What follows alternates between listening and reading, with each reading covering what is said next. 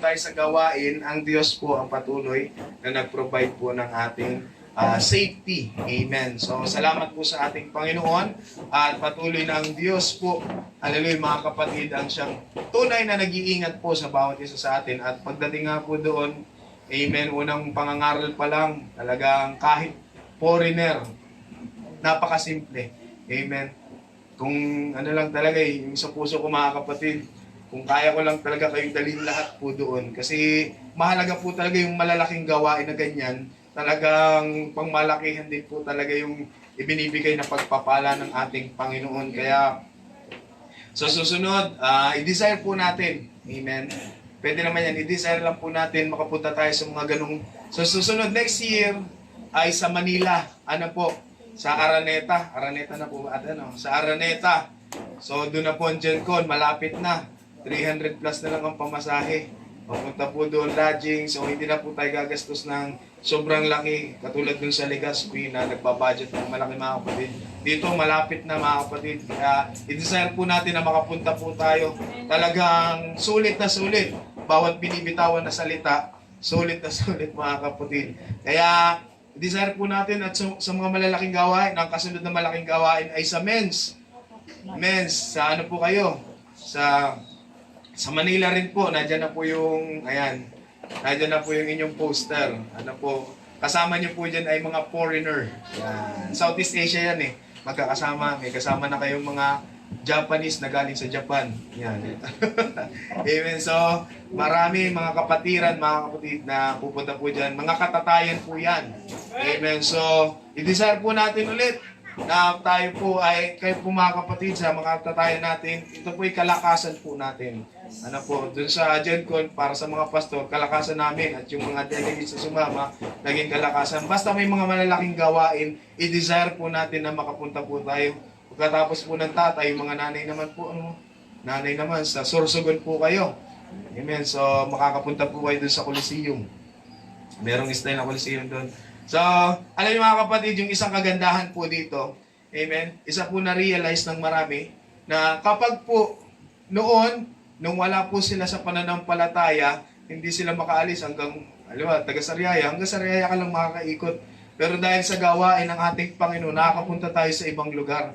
Amen. Isa po yung perks o isa sa mga kasama sa pananampalataya habang tayo naglilingkod, pinapaikot din tayo ng ating Panginoon, nakakapunta tayo sa mga lugar na hindi naman natin pinapangarap, hindi natin nasagi sa ating isipan. Yan ay dahil sa gawain ng ating Panginoon. Kaya, masalamat tayo sa mga gawain, mga kapatid na malalaki. Nakakapunta po tayo sa ibang lugar. Isa po yan, mga kapatid, isa sa mga blessing, amen, ng ating Panginoon. Ako, hindi ako makakasakay ng eroplano kung hindi dahil sa gawain. Kami sa Davao, kasakay ng eroplano dahil sa gawain, mga kapatid. Kasi ang gagawin ko naman sa Davao, wala mong ano po doon. Pero dahil sa gawain ng ating Panginoon, na-experience po natin yung hindi natin naasang na-experience po natin. Praise the Lord. So, ayos na po ba tayo lahat, mga kapatid? Amen. Medyo maunti po tayo dahil nag-uulan. Understandable naman po, mga kapatid, umuulan. Kasi tayo asin, saka ilaw ng sanlibutan ito. Bawal tayong matunaw, asin. At bawal tayong mapundi. Amen. So, ready na po ba tayo sa salita ng ating Panginoon? Amen. Tulungan niyo po kasi ang klima natin ay malamlam. Baka yung lamig lamig at yung tama ng araw sa atin ay bagay. Okay din, at least ay nandito po kayo natutulog nakakatagpo kayo ng kapahingahan sa loob ng gawain ng ating Panginoon. Praise the Lord. So may mga iba po tayong mga kasama na may mga sakit po yung ay kasama nagkaroon ng So dito na po tayo. Ang mensahe po natin ngayon, in Him the battle is already won. Sino naniniwala, mga kapatid? Hallelujah. Sa ating Panginoon, ang mga battles natin, hallelujah, ay panalo na, mga kapatid. Ang ating mga pakikipagdigma, mga challenges natin ay panalo na. Amen. Naniniwala po ba tayo dyan? Amen. Amen. Hallelujah. Matuto tayong maniwala, magtiwala at manampalataya sa ating Panginoon. Dahil ang lahat ng bagay, mga kapatid, ay ipinanalo na ng ating Diyos. Ito po yan. Nasabi dito, John 16, verse 33, sinabi ko ito sa inyo upang ang inyong pakikipag-isa sa akin ay magkaroon kayo ng kapayapaan. Once tayo po mga kapatid ay nasa ating Panginoon, makakatagpo po tayo ng kapayapaan. Amen. Kahit maraming kapagsubukan, marami pong mga challenges na dumaan po sa atin o ano pa man na pinagdadaanan po natin sa buhay, hanggat tayo po ay nasa ating Panginoon, meron po tayong kapayapaan. Amen. Hallelujah. At marami na nakapagpatotoo, mga kapatid, na kahit anuman ang nangyayari, pinagdaraan. Sabi po dito, magdaranas kayo ng kapighatian sa sangliputang ito. Ngunit, tibayan ninyo ang inyong loob na pagtagumpayan ko na ang sanlibutan. Amen. Hallelujah. Ito yung pinakamagandang bagay na tayo po ay naglilingkod sa Diyos. Hallelujah. Na nakakaalam po ng buhay natin. Minsan may mga tanong sa ating Panginoon. Amen. May mga tanong sa ating sarili na napagtagumpayan niya ng ating Diyos kasi siya siya'y Diyos. Makapangyarihan siya. Hindi siya normal na tao. Amen. Sige, sabihin po natin na sa pagkatao po ng ating Panginoon, nandyan, amen, ang kapangyarihan ng ating Panginoon. Pero, ang sabi po ng Biblia, mga kapatid, katulad po natin, amen, tinukso rin po siya. Meron din po siya mga challenges na pinagdaanan mula nung siya ay, kasi alam natin, di ba, ang sabi ng John 1:1, yung verbo nagkatawang tao. So, nanahan po sa atin at once, sabi niya, nanahan sa atin, ibig sabihin, parang tao din po siya na dumaan sa iba't ibang klaseng pagsubok. Tama po ba mga kapatid? Ang sabi dito, siya yung pinakapunong pari natin. Ibig sabihin, siya po yung ating model, siya po yung role model po natin. Kung gusto nating magtagumpay sa buhay, sa pananampalataya, sumunod po tayo sa ating Panginoon dahil napagtagumpayan ang ating Panginoon ang lahat ng possibility na maging pagsubok ng tao. Amen. At alam niyo mga kapatid, kung iisipin po natin, maraming pinagdaanan na pagsubok ang ating Panginoon na hindi po natin kakayanin bilang tao. Marami pong mga pagsubok na pinagdaanan ng ating Panginoon na kung tayo ang dadaan, hindi po natin makakayanan. Pero dahil mahal tayo ng ating Panginoon, hallelujah, at gusto ng Diyos na maging katulad po natin siya, lahat ng possibility na maging tukso, maging pagdaraanan po natin, ang ginawa po ng ating Panginoon, pinagtagumpayan po niya yan. Para sa atin mga kapatid. So nung nagkatawang tao ang ating Panginoon, namuhay po siya. Kasama ng mga tao, alam natin ang istorya ng ating Panginoon. Hindi po siya ipinanganak sa isang mayamang pamilya. Hindi po siya ipinanganak sa isang sikat na pamilya o sa may impluwensyang pamilya. Siya po ay ipinanganak saan po? Doon po pinanganak mga kapatid. At meron lang po siyang simpleng buhay. Simpleng buhay lang po ang meron ng ating Panginoon. Sa totoo lang mga kapatid, bago pa ipanganak ang ating Panginoon, si Kristo, may pagsubok na agad. Di ba gusto siyang patayin? Sino dito yung pinanganak gusto na agad patayin? Ang ganda ng baby, baon ko na kaya ito. Wala namang pinanganak sa atin mga kapatid, di ba? Siguro naman, nung lahat po tayo ay pinanganak, natuwa ang mga tao sa paligid po natin. Amen. Pero nung pinanganak si Kristo, maraming natuwa at meron ding nagalit. At sa galit, gustong patayin. Amen. Sinong nagtangka na sa buhay nung sila baby pa? Amen. Hallelujah. So, mula nung pagkabata pa lang, baby, ay papatayin na agad. Nandun na po yung banta sa buhay ng ating Panginoon. So, alam natin mga kapatid na ang Diyos, hallelujah, ay dumaan po sa iba't ibang klase ng pagsubok. May tanong po ako sa inyo. Kung magiging mapanuri po tayo mga kapatid, anong edad po na i-introduce ang bisyo? Years. Ilang taon na po mas lalo, bumabata po ngayon eh. di ba, ini-introduce yung, yung mga nagyoyosi, bisyo, inom ng alak. Ikaw, Darwin, ilang taon ka nagyosi ka ba noon? Sigarilyo ka rin? Second year. Buwan. Mabait ka pa rin pala. No? Inom. Ay, nandito mo si Brother Jimmy. Second year. Second year? Ma. 6. 15 years. Ikaw? Grade 7. Grade 7. 6 po ang pastor. Ha? Grade 6. Matindi. Matindi kuya. Kasama na po yung alak.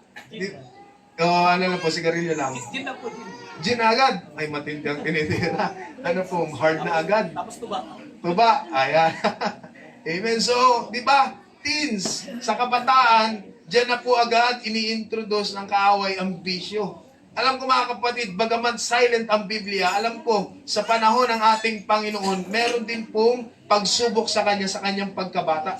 Sa Kanyang pagiging teen, mga kapatid, sa Kanyang buhay. Dahil alam natin na pumasok ang ministry ng ating Panginoon, natala ang buhay ng ating Diyos, noong siya po ay pumasok na sa ministeryo. Pero yung Kanyang teens and early adulthood, mga kapatid, wala po, silent ang Biblia. Bagamat meron kaunting mga inilalagay, amen, pero hindi po fully na talagang detailed yung buhay ng ating Panginoon. Pero sinabi po ng Biblia, tinukso siya sa lahat ng paraan. Ibig sabihin, yung buhay niya bilang tao ay nakaranas ang ating Panginoon ng iba't ibang klaseng tukso at mga pinagdaraanan na katulad din po natin. Amen. So sa atin, nung tayo kabataan, bumigay din tayo.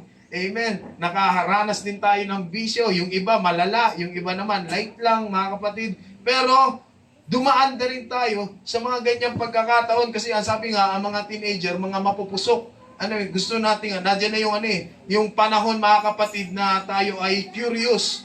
Yung mga kabataan. At lahat gustong ma-experience, mga kapatid. At nung kabataan, siguro mga kapatid, alam natin, sabi po dito, ang ating Panginoon ay nagtagumpay sa kanyang teen life, mga kapatid. At early adulthood, pagdating, mga kapatid, ng early adulthood, 20, wala ng teen. Amen, wala ng teens. Sa dulo, sa 20, dyan na pumapasok yung mga responsibilidad.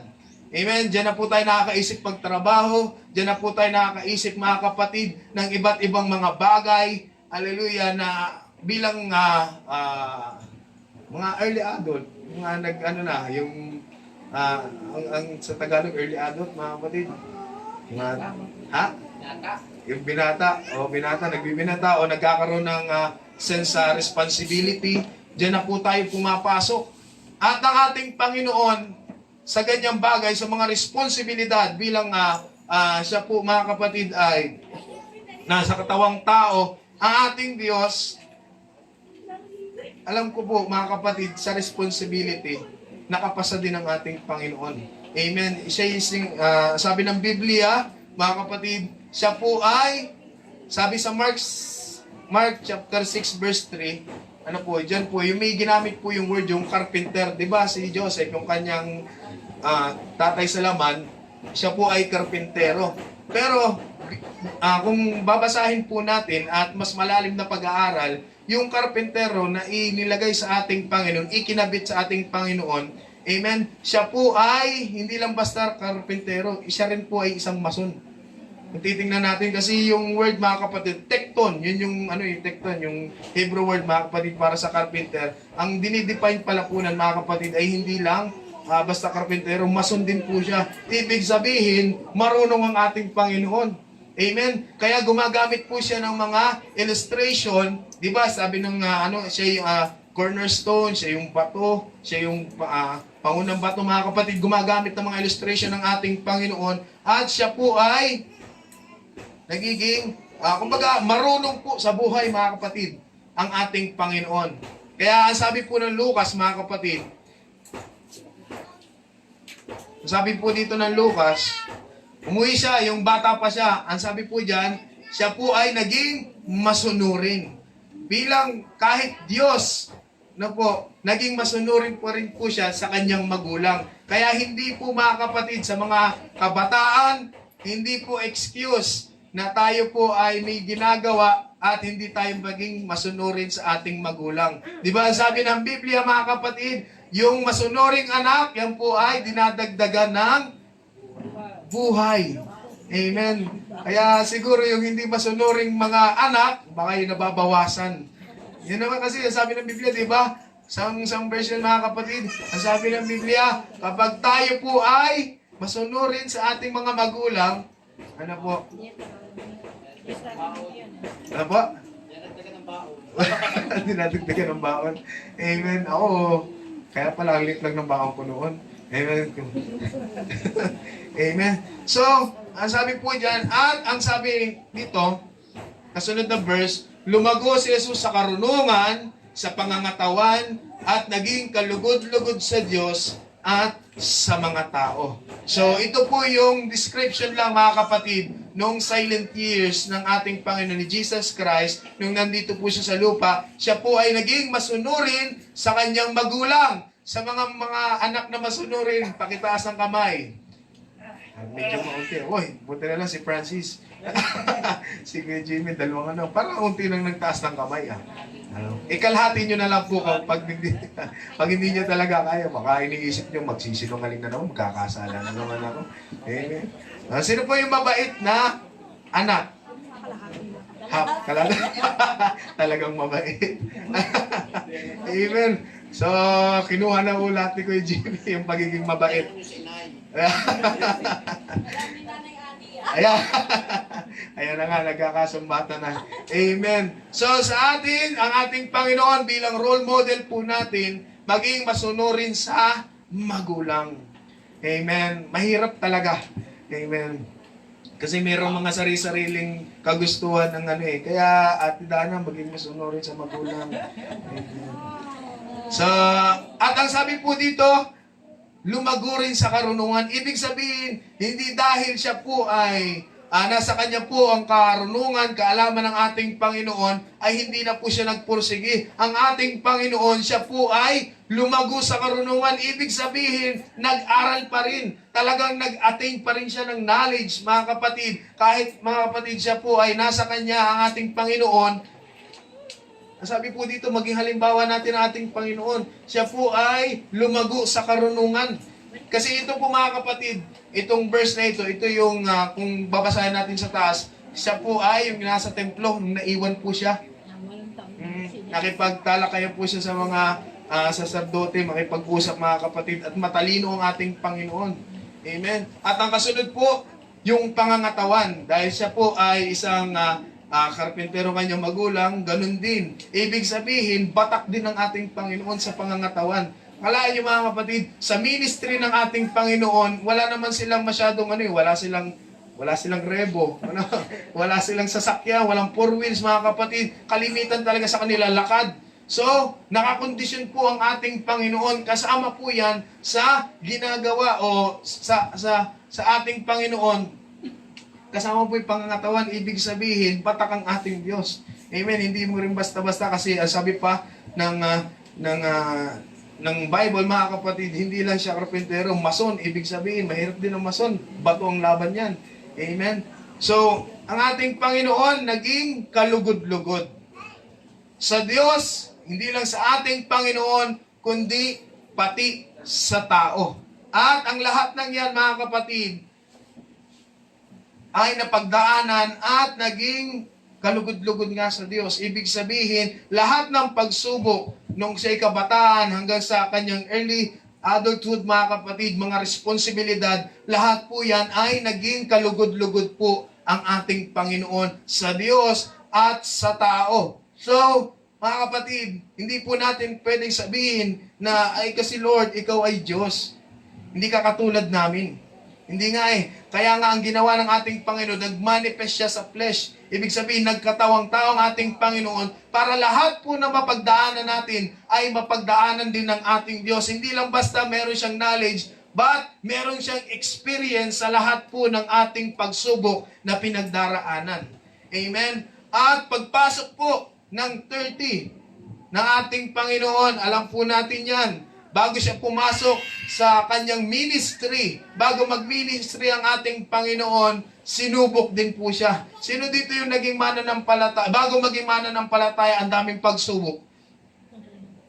Kasi binabible study na tayo noon, bago magpabaptize, marami ng hadlang. O nagkakaroon, halimbawa, Sabado ka dapat i-baptize, nagkaroon ng schedule. Amen. Na napurnada hanggang sa lumayo ng lumayo. Amen. Di ba bago tayo pumasok sa pananampalataya, kasi alam yan ng kaaway. Kapag pumasok na tayo sa pananampalataya, talagang mawawala na ng kapangyarihan ng kaaway sa buhay po natin. Ang ating Panginoon, nung siya po ay papasok sa ministry, amen, alam po natin, nag-fasting ang ating Panginoon at grabe po yung pagsubok sa Kanya. Hindi basta-basta diablo, kundi si Satanas mismo ang sa Kanyang nagsubok. Sino dito yung sinubok na ni Satanas? Ay, matindi. Amen. Sa ating mga yung mga agent lang, yung maliliit lang, sila mga diablo, yan lang mga kapatid. Pero ang ating Panginoon, talagang si Satanas na Si Kristo po ang sinusubok doon, hindi ang Diyos. Di ba? Kaya pagbabasahin po natin yung Biblia, huwag mong subukin ng Panginoon mong Diyos. Ang sinusubok doon ni Satanas, hindi yung Diyos, kasi alam ni Satanas na wala po siyang panama. Ang sinusubok doon ng ating Panginoon, si Kristo yung tao. Kung lalaban ba siya. Amen. Kung kakainin ba niya yung ginawang, kung gagawin niya yung bato, Spanish bread. Kakainin mga kapatid. Amen. Pero lahat po yan ay napagtagumpayan po ng ating Panginoon. So, mas lalo na mga kapatid, sa atin, na hindi naman tayo Diyos, tayo ay tinawag lang at nakatanggap ng mercy ng ating Panginoon. Kung ang Diyos ay sinubok, susubukin din po tayo. Tandaan po natin yan. Ang ating Panginoon nga sinubok, tayo pa kaya? At matitindi po ang pagsubok na pinagdaanan ng ating Panginoon. Pero ang kagandahan lang po yan, sa bawat pagsubok na ating susuungin, sa bawat pagsubok na ating pagdaraanan, kasama po natin ang Diyos. Hallelujah. Kasama po natin ang ating Panginoon. Hallelujah, na tayo ay pinangakuan ng ating Diyos, na tutulungan po tayo ng ating Panginoon. Amen. Yan ang kagandahan na tayo po ay nasa pananampalataya. Bagamat may mga mabibigat na pagsubok na dumadating po sa atin. Amen. Pero ang ating Panginoon ang siyang nagpapagaan ng lahat ng bagay na yan. Yes. Amen. Praise the Lord. Kaya, kasi tandaan niyo mga kapatid, ang mundo, galing tayo dyan Alam natin, makasalanan ang bawat isa po sa atin. Ang bawat isa po sa atin ay nagkaroon na talaga ng relasyon sa mundo. Alam niyo po ba yan?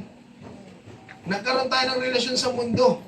Hindi natin alam, kahit hindi natin admit, pero nakita sa gawa natin, may relasyon po talaga tayo sa mundo. Kaya wag po nating tanggalin sa isipan natin na kapag tayo ay naging mananampalataya, lulubayan na tayo ng mundo. Hindi po mga kapatid. Kaya ang may mga pagkakataon minsan na kahit matagal na tayong mananampalataya, nalalaglag pa rin tayo sa pagkakasala. Kasi ang mundo, hanggat buhay ka, hindi yan titigil na i-recruit ka pabalik.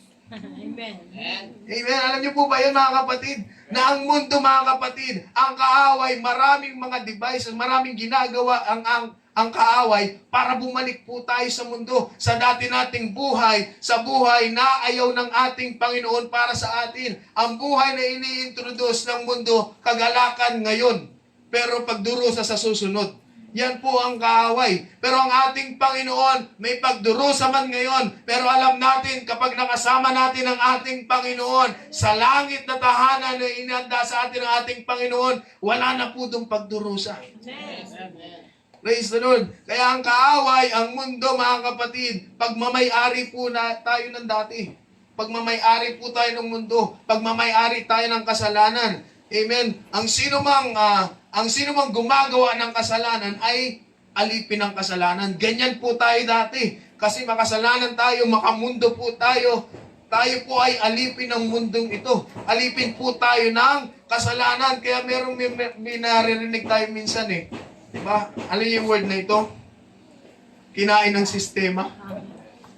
Kinain ka na ng sistema. Hindi ka na makalis dyan. Ano po? Kasi ang mundo, ganyan po ang gagawin sa iyo. Ipipid ka na, papakainin ka ng papakainin ng mga bagay na gusto ng iyong laman. Hanggang sa hindi na po tayo makaalis sa hindi na tayo makaalis at makapunta po sa pananampalataya. Bakit? Dahil kinain na tayo ng sistema. Di ba may word na ganyan? Kinain ka na naman ng sistema, hindi ka na makaalis dyan. Tutok ka na dyan. Ano po? Mas lalo, pag kinakain ng sistema, hindi na nakakarinig. Nabibingi. Marami pong nasisira, mga kapatid. Maraming na disable po sa atin na noon naman ay nagana. Pero tayo, mga kapatid, mas lalo na kung yung pananampalataya natin, kinain na ng kaaway. Kinain ng sistema ng mundo, mga kapatid. Yung pananampalataya natin ay nadidisable, nawawala. Kaya kahit anong pangyayari, kahit anong encouragement po sa atin, hindi po natin maramdaman kasi nakadisable, kasi kinain tayo ng sistema. Kailangan natin makabreak through, mga kapatid, makabreak free, mga kapatid, sa sistema na ginagawa ng kaaway sa ating buhay. Kasi alam niyo, mga kapatid, ito po yung nangyayari pag kinain na ng sistema ang isang mananampalataya, ang isang tao. Ang sabi po diyan, nagiging bulag. Sabi dito, binulag ng Diyos ang sanlibutan ito ang pag-iisip ng mga hindi sumasampalataya at hindi nananampalataya. Yan po, mga kapatid, yung ibig sabihin po na hindi lang po ito sa hindi mananampalataya, sa mga hindi sumasampalataya. Alam po natin tayo yung mga mananampalataya, pero may mga pagkakataon po sa buhay natin na hindi po tayo nananampalataya o nagtitiwala po sa ating Panginoon. Muli, nabubulag po yung ating mga mata. Amen. Hindi natin makita ang kapangyarihan ng ating Panginoon. Hindi natin makita yung ginagawa ng Diyos. Bakit? Dahil bulag po tayo. Marami namang kumikilos eh. Kumikilos naman ang Diyos sa buhay po natin. Hindi lang natin makita dahil nabulag po tayo nang walang kapanampalatayanan. Amen. Dahil sa walang pananampalataya, diyan po tayo hindi nakakakita ng miracles ng ating Panginoon. Na kahit gumagawa na ng miraglo ang ating Panginoon sa ating harapan, hindi natin nakikita kasi yung miracles na ginagawa ng ating Panginoon, binulag naman tayo ng kaaway. Kaya kapag tayo ay dumadaan sa iba't ibang klase ng kapagsubukan, mas lalo nating buksan ang ating mata para makita po natin, mga kapatid, ang pagkilos at kapangyarihan ng ating Panginoon. Dahil kung patuloy na tatanggalin natin ang tiwala natin sa ating Panginoon, talagang hindi po natin makikita ang pagkilos niya. Amen. Praise God. Sabi dito, binulag ng Diyos ng sanlibutan ito. Sino ba ang Diyos ng sanlibutan ito? Si Satanas. Di ba? Sabi ng Biblia, siya po ay binagsak dito sa mundo. Hinulog. Kaya dadayain niya po yung mga tao upang hindi makita ang liwanag ng Ebanghelyo o ng mabuting balita ng ating Panginoon na siyang larawan ng Diyos. So, kaya kung ibabalik po natin sa ating sarili, ang ating Panginoon, mga kapatid, sa kanyang pagkatao ay sinubok sa lahat ng bagay. Tayo pa kayang anak niya. Amen. Amen. Kaya ganyan din po tayo susubukin ng kaaway po natin. Ngunit ito po yung dapat nating malaman. Kapag sinusubok tayo ng kaaway, meron namang tayong Diyos na nagtatagumpay at mananagumpay, mga kapatid. Ang Diyos, mga kapatid, wala pong nakagapi sa ating Diyos na pinaglilingkuran. Kaya mas maganda pong maglingkod sa Diyos, mga kapatid, na wala pang nakatalo. Si Buddha, si Allah, lahat ng mga Diyos ay namatay, mga kapatid. Pero ang ating Panginoon, si Jesus Christ lang ang nabuhay, mga kapatid. Hallelujah! Siya lang po ang hindi nagapi ng kamatayan. Nasaan na si Allah ngayon? Nasaan na si Muhammad? Nasaan na yung mga patriarchs ng iba't ibang mga church, mga kapatid? Nasaan na yung mga pope? Namamatay sila, pinapalitan sila. Sino yung mga leaders ng mga malalaking simbahan? Nasaan sila? Namamatay sila, pinapalitan sila. Pero yung Diyos na pinaglilingkuran natin, mga kapatid, the same, hallelujah. Pareho mga kapatid, noon, ngayon, magpakailanman, buhay ang Diyos na pinaglilingkuran natin. Kaya mas maganda maglingkod sa Diyos na buhay, mga kapatid. Maging ang kamatayan ay hindi nanaig sa ating Panginoon. Akala ng kaaway, pag naipako niya si Kristo sa krus, tapos na. Ending na. The end. Pero hindi pala, kasama pala yan sa plano ng ating Panginoon. Plot twist, kung tawagin sa pelikula, mga kapatid. Ang Diyos pala, ginawa niya yun, ang sabi ng Revelation, para kunin yung susi ng Hades, mga kapatid, at mapasakan niya yung kapangyarihan ng kamatayan para sa ating mga namamatay, mga limitado ang katawan, mga kapatid, mga hindi immortal. Amen? Sa atin, mga kapatid, na nagkakaroon ng karamdaman, nagkakaroon ng sakit, kung ano-ano mang nangyayari, nadideteriorate yung ating katawan, mga kapatid, tayo naman ay merong pag-asa, dakilang pag-asa, mga kapatid, na kahit tayo ay mawala sa mundong ito, papunta naman tayo sa ating Diyos, mga kapatid, na may isang magandang plano sa buhay po natin, na isasama po tayo sa pangwalang hanggan. Yan ang kagandahan, mga kapatid, kapag tayo po ay naglilingkod sa ating Panginoon. Hindi tayo nag-aalala sa ating future. Yes, amen. Hindi tayo nag-aalala sa kabilang buhay. Bakit? Dahil kahit tayo ay mawala po dito, mga kapatid, kapiling naman natin ang ating Panginoon. Kaya doon sa mga, may naririnig kayo niya, mga kapatid, Lord, kunin mo na ako. To live is Christ. Kaya yung mga apostol, hindi sila takot mamatay. Amen. Patay, talagang patay kung patay. Amen? Ganyan ang mga apostol kasi alam nila kapag sila ay patayin man ng tao dito, may bubuhay sa kanilang Diyos. Amen. Kaya ang sabi natin mga fearless.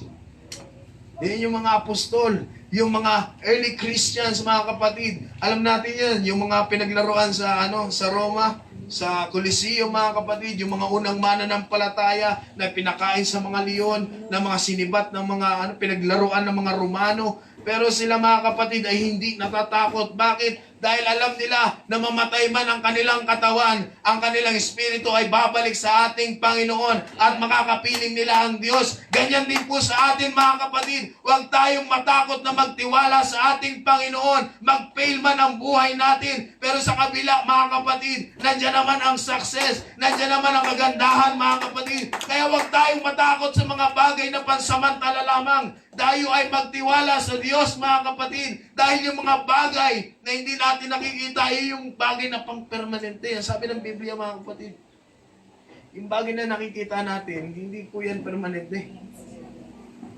Nawawala, nasisira, mga kapatid. Kahit gaanong ingat po natin, masisira at mawawala yan. Pero yung pananampalataya natin, bagamat hindi natin nakikita, pero alam natin, mga kapatid, kapag ang pananampalataya po natin ay ating iningatan, hallelujah, dala po natin yan hanggang kabilang buhay. Amen.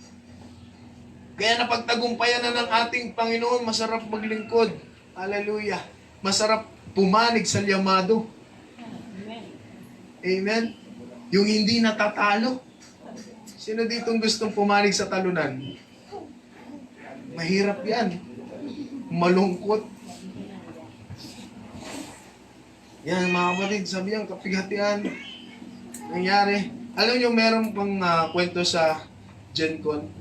Amen. Inspired din po itong mensahe po natin doon. Kasi ang dami talaga, ang hirap ang mahirap i-compile sa isang pangangaral kasi nga tatlong kami nga ginawa eh. Ako isang pangangaral, grabe na. Amen. So, sabi diyan, may kwento po si Pastor Graham sa amin. Meron pong isa siyang kasamahan sa siguro yung iba narinig na ito dun sa live sa mga clip. May isang kwento po diyan na isang pastor na 82 years old nga ba? 82 years old. 82 years old. Siya ay nagdadrive kasi dito sa kanila, ang mga highway talaga sa kanila, super highway yun, talagang pantay lang. Doon po, mga kapatid, At sabi diyan yung pastor ito, 82 years old, kasama yung kanyang asawa. At ang sabi po doon, sino nakapagpatakbo dito ng 120 km per hour? 200. 200? Ayun, mas matindi ka doon. Kapatid, ako hanggang 100 lang. Pag 100, may sumisigaw na, wag. May ginaganon sa likod ko eh. Wag daw. Ang sabi na mga kapatid, nagpatakbo 120 kilometers per hour. Grabe mga kapatid. At 82 years old. At dahil pantay po doon, kahit magpatakbo ka ng malayo, kahit mabilis ang takbo mo, aantokin ka pa rin eh. Mas maigi pa ngayon lubak. Nagigising. Nagigising. Doon, maganda ang kalsada, pantay mga kapatid, 120 miles. Pero inantok siya kasi matanda na. Mga matatanda, antukin po yan, di ba? Kailangan ng pahinga lagi. Kaya sabi doon, nung siya po ay inantok, lumabas siya sa linya mga kapatid at parang may isang hill doon o may isang maliit na bundok. Mga kapatid, rumampa po siya doon, 120, grabe yung laki. Grabe bilis po no. Kahit langaw, yari doon mga kapatid. Tumalsik, rumampa, talsik mga kapatid, at pagilong-gilong. Sabi mo tayo, gilong-gilong. Ano ko ba naririnig yun? Pagilong-gilong, pagulong-gulong ba? Pagilong-gilong daw mga kapatid, ikot-ikot. At ano po yung nangyari? Meron po siyang mga dinamang, siyempre, 120 kilometers, papatalsiking ka. Ano po, naggulong ba yun? Na gano'n lang parang bumagsak lang pala tapos tumama lang siya dun sa hindi dayami sa sa grassland. Tapos bumangga lang po siya dun sa wooden bakod na kahoy mga kapatid. At ang sabi po doon mga kapatid, tinawagan po ni Pastor Graham yung kasi parang kasama niya sa district o kaseksyon niya yung pastor na yun. Tinawagan. Ang sabi ko doon, kamusta ka? Ayan. Kasi naka-hospital, matanda na eh. Naka-hospital. At ang sabi doon mga kapatid, ang unang sinabi po ng pastor na yun, I survived. Only survivors hurt, mga kapatid. So, ang sabi diyan mga kapatid, isa yung ginawit na word po mga kapatid na sa preaching. At ang sabi po diyan, amen, minsan kasi sa pananampalataya po natin, tumitigil po tayo pag nasasaktan tayo. Amen? Minsan sa pananampalataya, pag nakakaramdam tayo ng sugat, nakakaramdam tayo ng balda, nakakaramdam tayo ng sakit, na parang hindi natin kayang i-absorb, tumitigil po tayo. Pero, yung sakit pa lang yan mga kapatid, ito yung revelation mga kapatid, nung mensahe yun. Huwag nating isipin mga kapatid, na kapag hindi kumikilos ang Diyos, mahina ang Diyos na pinaglilingkuran natin. Amen? Huwag nating isipin na kapag tayo ay nasasaktan ng kaaway, mahina yung Diyos na pinaglilingkuran natin. Huwag nating isipin kapag hindi sumasagot sa panalangin natin ang ating Panginoon, mahina yung Diyos na pinaglilingkuran natin. Ang katotohanan, mga kapatid, na ikaw ay nasasaktan, ang katotohanan, mga kapatid, na nananatili pa rin po tayo sa pananampalataya, ay nananatili pa rin sa atin ang ating Panginoon. Amen? Dahil ang pananampalataya, hindi po ito, alam po natin, ang pananampalataya, binigay sa atin ng ating Panginoon para ingatan po natin. Kaya yung mga pagsubok na dadating sa atin, bagamat hindi natin ine-expect o may ine-expect tayo mga bagay na gagawin ng ating Panginoon, pero hindi niya ginawa, hindi ibig sabihin yun, nag-i-indicate na ang kaaway ay nanalo sa buhay po natin. Hindi mga kapatid, ang kaaway, hindi po yan nananalo sa buhay natin. Hanggat nananatili ka sa pananampalataya, ang kaaway ay hindi makakapagsabing siya'y nanalo na. Mga kapatid, nasaktan ka lang. Sabi dun mga kapatid, nasaktan ka lang, pero hindi ka namatay. Hallelujah! Yun ang isang magandang bagay mga kapatid, na pinapanatili po tayo ng ating Panginoon. Kasi alam natin, meron sa Biblia, si Job, nasaktan si Job. Talagang may lamat yung hindi lang panampalataya eh. Lahat mga kapatid, nasaktan si Job. Pero nanatili po siya sa ating Panginoon. Remember this mga kapatid. Only survivors hurt mga kapatid. Remember this. Sa lahat ng digmaan, hindi mo maiiwasan, mga kapatid, na hindi ka masaktan. Sa lahat ng digmaan, talagang magkakaroon ka ng sugat.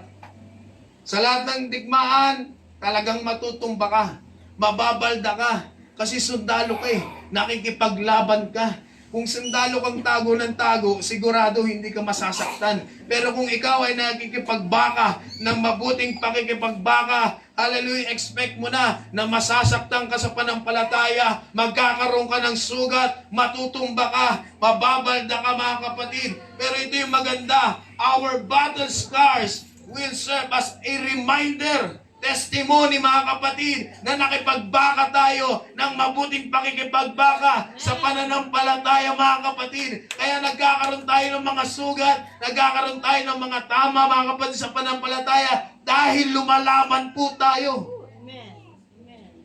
Amen. Kaya hayaan mo yan, mga kapatid. Meron tayong mga battle scar. Ano ibig sabihin battle scar? Meron tayong mga sugat, mga kapatid. Dahil yan po sa pakikipagbaka natin. Hallelujah, sa ating pananampalataya. Ganyan din naman ang ating Panginoon. Bago siya mawala, bago siya umakyat sa lupa, mga kapatid, meron din siya mga battle scars, mga kapatid, na nagpapatunay na mahal po tayo ng ating Panginoon. Na handa ng Diyos na masugatan, handa ang Diyos na ibigay ang kanyang sarili para sa kaligtasan ng bawat isa sa atin. Bakit hindi natin gawin, mga kapatid, sa pananampalataya, masaktan man tayo, masugatan man tayo, at least nagpapatuloy tayo sa ating Panginoon at nasasabi natin sa kaaway, wala kang magagawa sa akin dahil handa akong maglingkod sa ating Panginoon. Ano man ang mangyari, magpapatuloy ako sa pananampalataya.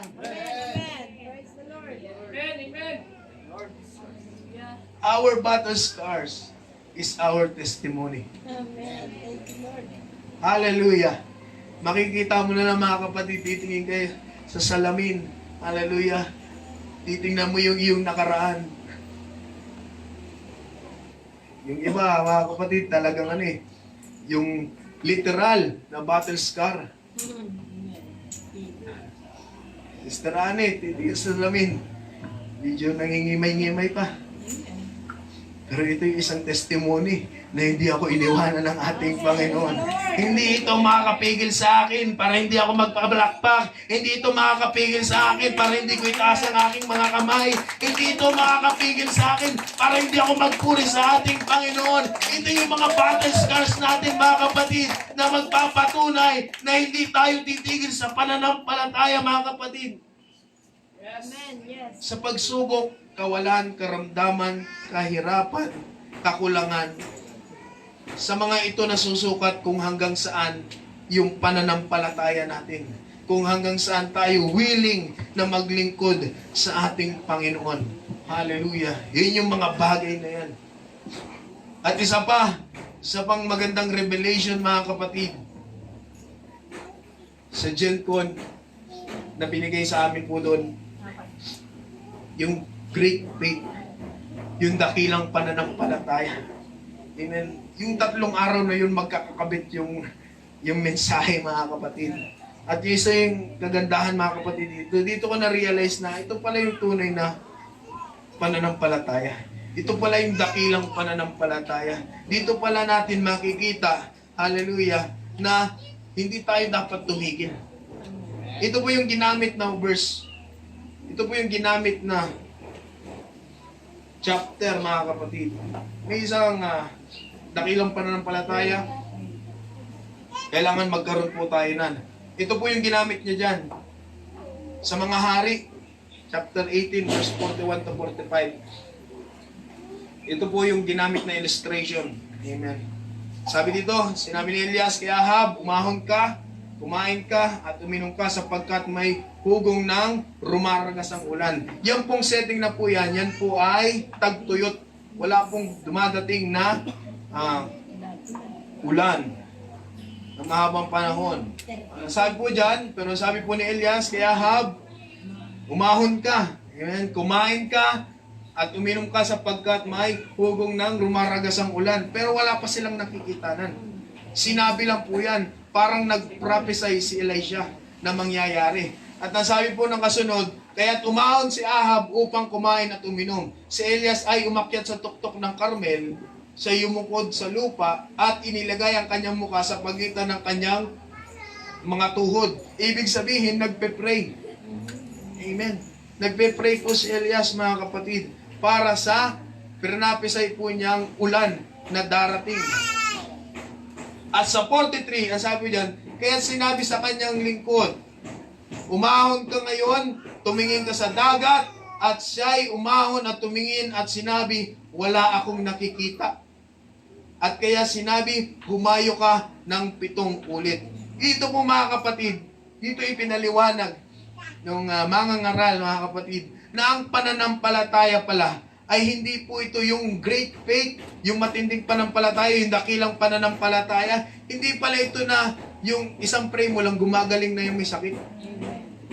Kasi akala natin, ang matinding, oh, grabe naman yung pananampalataya nito. Hawakan lang, gumagaling na yung may sakit. Ano po? Grabe naman pala itong pananampalataya ng taong ito. Kapag nanalangin, ibinibigay agad ng ating Panginoon. Di ba may mga ganyan tayo, humahanga tayo sa ganyang pananampalataya na grabe kapag isang pray lang, nandyan na yung kasagutan ng ating Panginoon. Di ba, i-define po natin minsan yan na grabe yung pananampalataya. Pero ito pala, mga kapatid, itong pananampalataya, kung gusto nating magkaroon ng great faith, mga kapatid, ang sabi po dyan, yung pananampalataya, yung dakilang pananampalataya, ito po pala yung nananalangin po tayo kahit hindi sumasagot ang ating Panginoon. Amen. Hindi lang isang beses, hindi lang 2 beses, mga kapatid. Ito pala yung patuloy na pananalangin natin sa ating Panginoon na kahit wala tayo nakikitang nangyayari, patuloy tayong humihingi sa ating Panginoon. Hindi tayo tumitigil, mga kapatid, na humingi sa ating Diyos kahit parang walang nangyayari. Ang sabi dito, 7 beses pinaulit-ulit na pumunta po siya, tingnan mo dun, tingnan mo dun. Kada pray po, mga kapatid, ni Elias, hallelujah, tinitingnan niya kung meron ba na nangyayari. Kahit walang nangyayari, kahit parang imposible, mga kapatid, patuloy lang po tayong manalangin sa ating Panginoon. Patuloy lang natin, huwag tayong magbabago ng pananampalataya. Huwag tayong magbabago ng intensity ng pananalangin po natin. Hallelujah, ang mas maganda pa nga, masigitan pa natin yung ating panalangin ginagawa sa ating Panginoon para mas lalo tayong marinig ng ating Diyos. Kasi minsan may mga bagay, mga kapatid, na ipinapanalangin tayo, kapag hindi natin nakikita, tumitigil tayo. Hindi pala yun yung magandang pananampalataya. Dito pala natin makikita, mga kapatid, yung pananampalataya ay nagpuproduce ng, yung great faith ay nagpuproduce ng consistency. Kapag patuloy tayo ng patuloy, at hindi lang basta consistency, mga kapatid, hindi lang basta pagpapatuloy, habang tayo ay nagpapatuloy, dapat nile-level up natin ang ating pananampalataya, mga kapatid, para hanggang sa sumagot ang ating Panginoon, nakahanda na yung ating puso, mga kapatid, sa malaking pagpapalang ibibigay sa atin ng ating Panginoon. Ang sabi po dyan, mga kapatid, 7 beses. 7 beses, mga kapatid. Paulit-ulit na nananalangin. Sa unang panalangin, mga kapatid ni Elias, pinapunta niya, tingnan mo kung meron kang nakikita dyan. Hallelujah. Bumalik, mga kapatid, yung kanyang si Ahab. Wala. Pero ang sabi po dyan, nag-pray ulit. Nag-pray ulit si Elias, mga kapatid. Pagka-pray niya, mga kapatid, punta ka ulit dun. Sabi rin, wala ko. Wala akong nakikitang ulam. Wala akong nakikitang mga bagay. Amen. Pangalawa, pangatlo, pang-4, pang-5, pang-6, kaya nyo po yung mga kapatid, yung consistency ganun, mga kapatid, mag-pray po tayo na mag-pray na parang walang nangyayari, wala tayo nakikitang magandang bagay, walang improvements, di ba parang nakakatamad manalangin ng ganyan, pero hindi pala, mga kapatid, ang pananalangin pala natin ay pagtitiwala sa ating Panginoon, na kahit wala tayong makitang magandang bagay, hallelujah, ay patuloy na nagtitiwala tayo sa ating Panginoon. Ganyan pala, mga kapatid, ang isang matinding pananampalataya na kahit wala tayong nakikita, hallelujah, nagtitiwala pa rin tayo sa ating Panginoon dahil alam natin na yung Diyos na pinaglilingkuran natin ay sumasagot at may kapangyarihan sa lahat ng bagay, mga kapatid.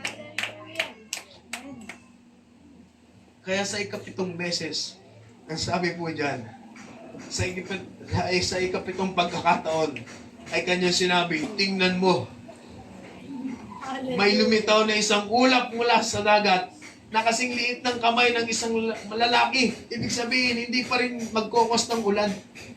Meron maliit lang na improvements. 7 times na yan. Ang tagal niya nagpe-pray. 7 beses na. Tapos merong resulta, napakaliit naman. Di ba? Bibigyan pa rin tayo ng doubts. Meron po ako nakita, maliit na ulap. Kasi ang pinepray niya, yung malaking ulan, umuugong, ang sabi diyan, rumaragas ang tubig. Kaya bang magparagas ang tubig, mga kapatid, na kasing liit ng kamay ng isang lalaki? Ito, magpapaulan, ano mga kapatid, di ba parang doubt pa rin. Ganyan sa pananampalataya natin minsan eh. Nakikita na natin may nakikita tayong improvement, maliit, pinagdududahan pa rin natin. Amen? Pero hindi mo kayang maunawaan ang kayang gawin ng ating Panginoon, mga kapatid. Hallelujah! Kaya di ba, lagi natin sinasabi, expect the unexpected kapag tayo ay lumalapit sa ating Panginoon. Kasi yung mga ginagawa niyang pamamaraan ay hindi pamamaraan ng ating kaisipan, mga kapatid. Ang kaisipan ng ating Panginoon ay mas malawak sa kaisipan po natin, mga kapatid. Kaya ang sinabi po dito, at kanya sinabi, sabi ni Elias kay Ahab, ihanda mong iyong karwahe at ikaw ay lumusong, baka mapigil ka ng ulan sa mababaw na salin. Baka hindi ka makaalis kasi sa sobrang lakas ng ulan. Paano mapapalakas yung ulan, mga kapatid, na ganito kaliit lang? Yung ulap. Paano? Yung ay kutik-kutik nga lang, hindi na makaalis, mga kapatid, yung maliit na ulan. Maliit na ulap, mga kapatid. Pero ang sabi po dyan, pagkaraan ng ilang sandali, ang langit ay nagdilim sa ulap at hangin at nagkaroon ng malakas na ulan at si Ahab ay sumakay papunta sa Jezreel. Amen. Ang ating Panginoon, mga kapatid, minsan binibitin po tayo. Mahilig sa ganyan ang ating Panginoon. Bibitinin ka pa rin. May sagot ang ating Panginoon pero pagdududahan mo pa rin.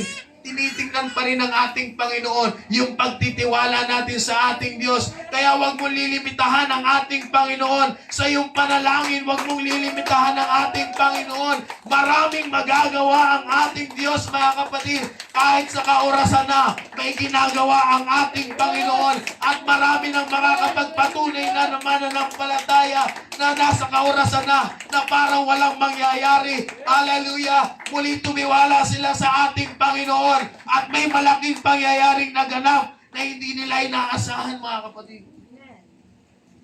Hallelujah. Ano man ang pagsubok na pinagdaraanan natin ngayon, ano mga bagay na hinihiling natin sa ating Panginoon, hindi magbabago. Dapat ang pagtitiwala natin sa ating Panginoon. Ano man ang ibato ng kaaway sa atin, manatili po tayong matatag sa ating Panginoon. Manatili po na yung pagtitiwala natin sa ating Panginoon. Amen. Hallelujah. Ang Diyos, mga kapatid, ay tumitingin sa isang taong mananampalataya na mapapagkatiwalaan. Hallelujah.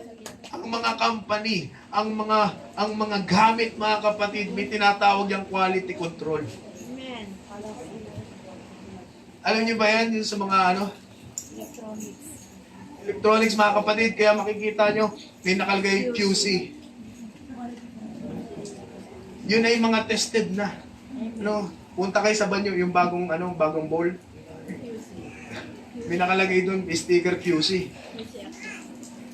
Sa mga bagong helmet, may nakalagay doon QC. Quality control, ibig sabihin, nakapasa sila sa mga mahirap na, siguro, binarog, itinapon, pinapuyan, binasa, lahat ay ginawa, lahat ng endurance ginawa, at sila po ay nakapasa. Humahanap din ang ating Panginoon ng QC sa atin. Mga quality Christians, mga kapatid, na dumaan na sa iba't ibang klase ng pagsubok, pero hindi nagiba ang pananampalataya, mga kapatid. Dumaan sa iba't ibang mga kapahirapan, sa mga challenges, pero nakarating, mga kapatid, hallelujah, naging quality Christians. At ang pagsubok, amen, yan po ang magpapakita kung tayo talaga ay quality Christians. Yan po yung QC ng ating Panginoon, quality control ng ating Panginoon. Kung makita na, kung padalan ko ba ito ng kawalan, itatanggi ba ako nito? Kung padalahan ko ba ito ng sakit, itatanggi pa ako nito. Kung papadalan ko ba ito ng kahirapan, mananatili pa kaya ito sa akin?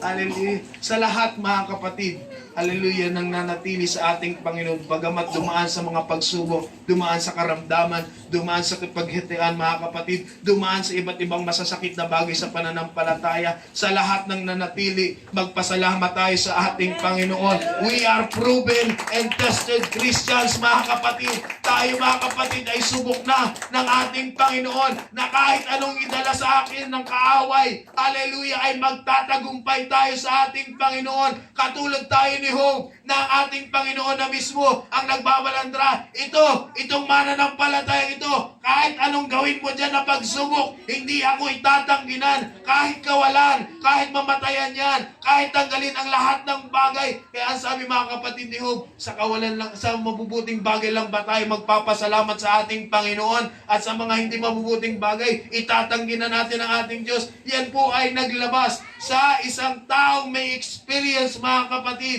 ng kabutihan ng ating Panginoon. Kaya sa lahat ng bagay, ang sabi mga kapatid ng Philippians mga kapatid, ang lahat ng bagay ay ating magagawa sa Kanya na nagpapalakas sa atin.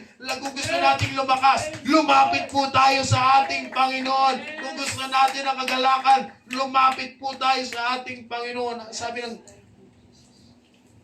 ngunit sa lahat ng bagay nito, tayo'y higit pa sa mga nagtatagumpay. Sa isang word, we are more than conquerors. Higit pa tayo sa lahat ng mga mananagumpay. Nagtagumpay na, pero mas higit pa tayo dun mga kapatid. Bakit? Meron tayong Diyos, hallelujah, na nagtagumpay na sa lahat ng bagay mga kapatid. At siya po yung umiibig sa atin. Maganda ito yung mga kapatid sa is English. But even if these troubles happen to us, we will always beat them completely. Amen. Hindi partial, but completely. Matatapos natin ito ng buo. Kung ano man ang pinagdaraanan po natin ngayon, matatapos nyo po yan ng buo. Hallelujah. At nasabi nyo, Christ has shown much love. Hallelujah. And He makes winners over every kind of trouble and problem. Ano man ang pagsubok, ano man ang trouble na dumating sa atin mga kapatid, hallelujah, matatapos po natin yan na nakataas ang ating mga kamay, nagpapasalamat at nagpupuri sa ating Panginoon na hindi tayo iniwanan ng ating Diyos. Bagamat may mga pagkakataong parang wala na, pero ang ating Panginoon ay nanatili at tayo'y nanatili sa pananampalataya. In Him, the battle is already won. Hallelujah! Purihin natin ang ating Panginoon.